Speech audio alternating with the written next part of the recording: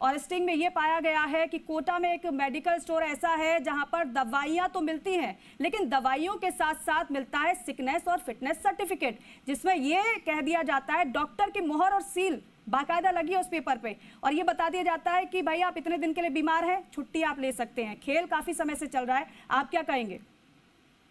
देखिए, इस सरकार की वैसे तो खुद की पोल खुल रही है इससे।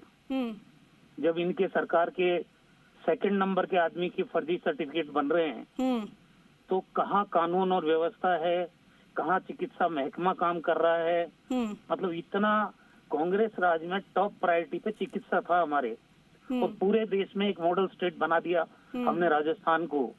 लेकिन आज लगता नहीं है, जिस तरह की घटनाएं 2 साल में सामने आई है, मैं समझता हूँ चिकित्सा इस सरकार का प्राथमिकता की सूची में नाम ही नहीं है। और जिस तरह के फर्जीवाड़े हो रहे हैं, ये चौंकाने वाले हैं। और मैं समझता हूँ कि इनको जनता के फीडबैक के बारे में भी मालूम नहीं वर्तमान सरकार को। ये अपने आप में आत्म मंत्र मुग्ध सरकार के लोग हैं, जिनको कुछ ही मालूम नहीं है कि धरातल पे क्या हो रहा है। फर्जीवाड़े को छोड़िए, बाकी भी चीजें मैं 1 घंटे तक डिबेट कर सकता हूँ। कोई बीजेपी का आदमी आ जाए 2 साल की गवर्नेंस पे, जिसपे माननीय मुख्यमंत्री जी कहते हैं कि हमने 2 साल में इतना काम कर दिया जितना कांग्रेस ने 5 साल में नहीं किया। तो आओ इस पे बहस कर लेते हैं। लेकिन रघु शर्मा जी, ये खेल जो हमने उजागर किया है, अब इसमें ये नहीं कह सकते ना कब से ये खेल चल रहा है। हो सकता है पहले से चल रहा हो, अभी ये तो डेडलाइन हम तय नहीं कर सकते। एक बात बताइए जी, अगर कोई चीज सामने आई है तो ये कह के पल्ला नहीं झाड़ सकते आप कि ये पहले से चला आ रहा है। नहीं समझा? नहीं रघु शर्मा जी, मैं इसलिए कह रही हूँ कि भाई अगर कोई नया खेल खेल रहा है तो उसको इतनी ज्यादा जानकारियां, इतना ज्यादा आत्मविश्वास उसका नहीं होगा। यहाँ पर जो एक बार सर मैं अपना सवाल पूरा कर लूं। सर, मेडिकल स्टोर संचालक है वो सिर्फ इतना पूछता है कि कितने दिन की छुट्टी, और फिर पैसे बता देता है, और पैसे जितना दो उसी के हिसाब से छुट्टी मिल जाती है, और आपका फिटनेस सर्टिफिकेट भी मिल जाता है। मैं ये समझना चाह रही हूँ कि क्या ये लंबे समय से नहीं चल रहा होगा खेल, क्योंकि हम कैसे कह सकते हैं कि कब से ही चल रहा है। और दूसरा ये है कि अब उजागर मामला हो गया, आप क्या कहेंगे फिर इस पर? देखिए, जांच होनी चाहिए ना कब से चल रहा है, और जो लोग हैं उनको पनिश करना चाहिए। हम कौन सा किसी का पक्ष ले रहे हैं? गलत बात तो गलत ही है। बिल्कुल।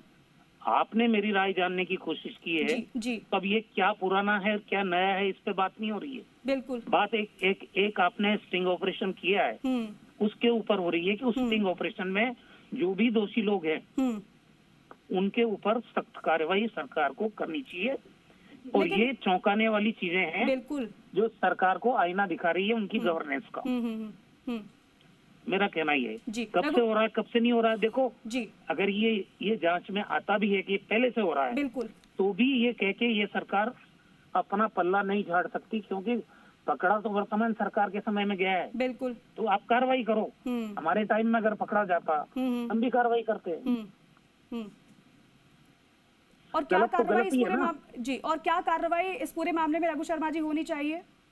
ये तो देखो, जो न्याय संगत हो, कानून में जिसने कानून की अवहेलना की है, जिसने फ्रॉड किया है, वो धाराएं बनी हुई है आईपीएस में, आईपीसी में, तो उसके अंतर्गत कार्रवाई होनी चाहिए। और बाकी विभाग जो भी अनुशासनात्मक कार्रवाई करना चाहे वो मंत्री जी के और चिकित्सा महकमे के लोगों के ऊपर निर्भर करता है, जो भी है।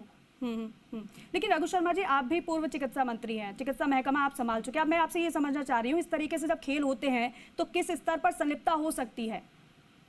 क्योंकि एक अकेला तो कोई होगा नहीं। साइन कौन करता है? डॉक्टर करता है।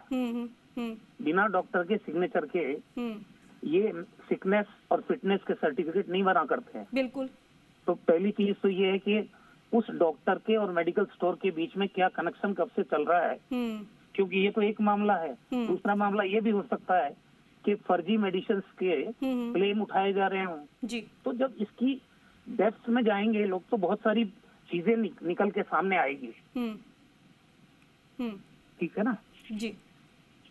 ठीक है डॉक्टर रघु शर्मा जी, बहुत शुक्रिया हमारे साथ जुड़ने के लिए, बातचीत करने के लिए। तो पूर्व चिकित्सा मंत्री डॉक्टर रघु शर्मा को आप सुन रहे थे, वो भी इस पूरे मामले में कार्रवाई की मांग कर रहे हैं। लेकिन deputy CM doctor Premchand Bairwa से हमने बातचीत की, हमारे सहयोगी अभी भी वहां पर मौजूद हैं। उन्होंने कहा है कि पूरे मामले की जांच हम कर